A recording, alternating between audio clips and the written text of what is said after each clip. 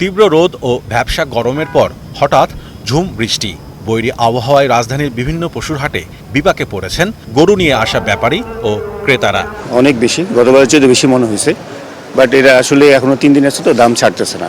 গত বছর যেরকম ছিল আমার কাছে মনে হচ্ছে এরকমই দাম, যেমন এইরকম একটা গরু গত বছর আমি কিনছি 1,20,000 টাকা দিয়া, এটা এবারে কিনছি 1,19,000 টাকা দিয়া।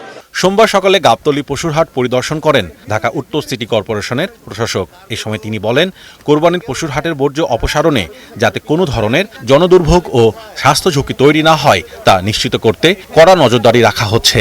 প্রতিটি পশুরহাটের বর্জ্য ব্যবস্থাপনা থেকে শুরু করে সকল কিছু একটা ব্যবস্থাপনার মধ্যে থাকুক।